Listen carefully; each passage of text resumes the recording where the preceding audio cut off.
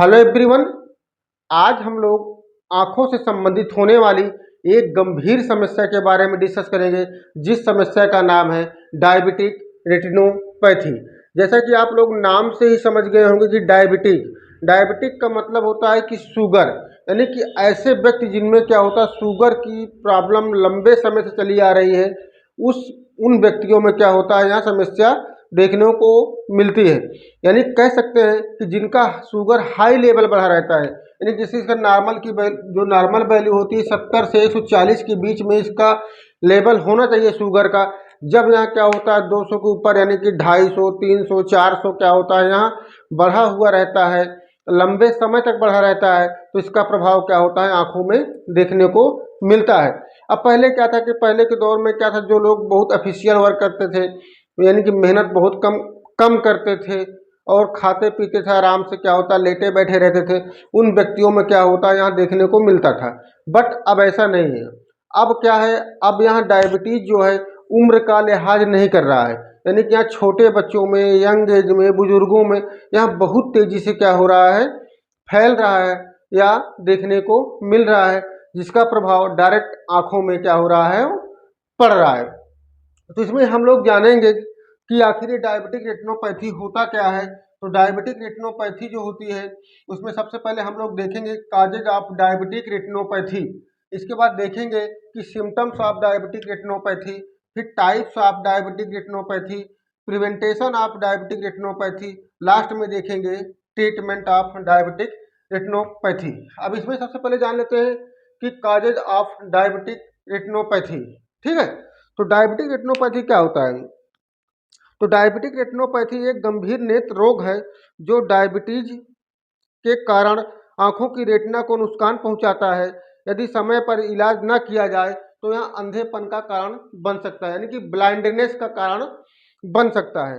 तो जब blood sugar लंबे समय तक बढ़ा रहता है तो यह आंखों की रक्त वाहिकाओं, यानी कि ब्लड वेसल्स जो होती हैं, उनको नुकसान पहुंचाता है, जिसके कारण क्या होता है आंखों से ब्लीडिंग होती है, यानी कि ब्लीडिंग देखने को मिलती है, या रेड क्लॉट दिखाई पड़ता है, या फिर सूजन देखने को मिलती है, या फिर लास्ट में जो इसमें एक कंडीशन और होती है, जो कि नई असमान रक्त कोशिकाएं क्या होती हैं, वो बनने लगती हैं आंखों के अंदर। ठीक है, अब इसके बाद देखते हैं symptoms of diabetic retinopathy.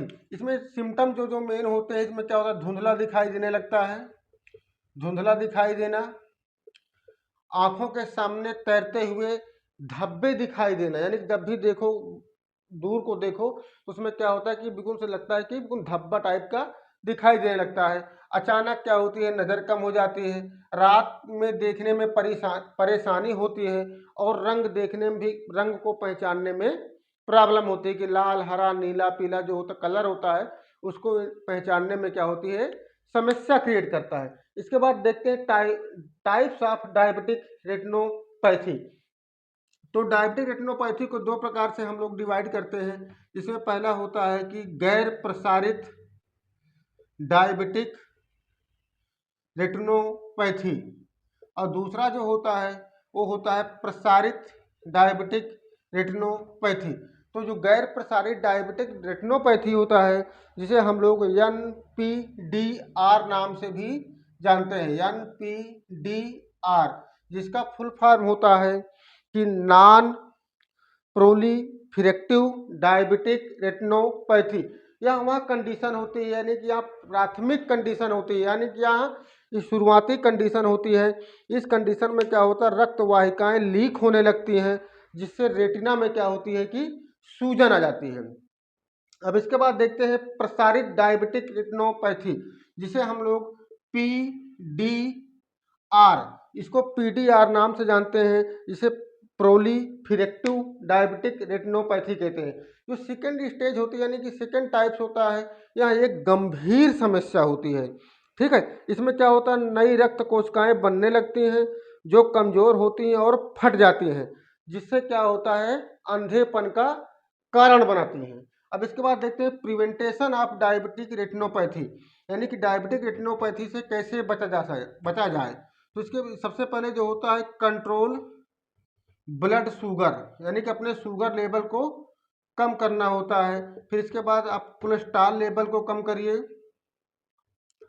Cholesterol level को, ब्लड यानी कि बीपी जिसे हम लोग ब्लड प्रेशर बोलते हैं, ब्लड प्रेशर कंट्रोल करना है, कोलेस्ट्रॉल को कंट्रोल करना है और शुगर को कंट्रोल करना होता है। और इसके बाद फिर नियमित आँखों की जांच करवाएं, स्मोकिंग अल्कोहल का यूज नहीं करना होता है और अच्छा भोजन करें, यानी कि डाइट का विशेष ध्यान दें, इसमें vitamin A, vitamin E, vitamin C इत्यादि जिसमें भोजन में क्या हो भरपूर मात्रा में मिले उसका सेवन करना चाहिए।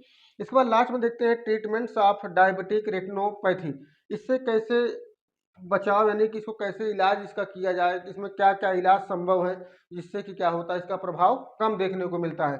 तो सबसे पहले इसमें थेरेपी होती है, प्राइमरी स्टेज में इसमें थेरेपी की जाती है, जिस थेरेपी का नाम है एंटी वी ई जी ई। यह एक प्रकार की थेरेपी का नाम है जिस थेरेपी के माध्यम से क्या होता है रेटिना की सूजन को कम किया जाता है, जिससे क्या होता है थोड़ा बहुत पेशेंट को रिलीफ मिलता है। इसके बाद क्या होता है सेकेंड में सर्जरी की जाती है। अगर इसमें से क्या होता है कि थेरेपी से आराम नहीं मिलता है तो पेशेंट की सर्जरी कराई जाती है, जिस सर्जरी का नाम होता है विट्रेक्टोमी।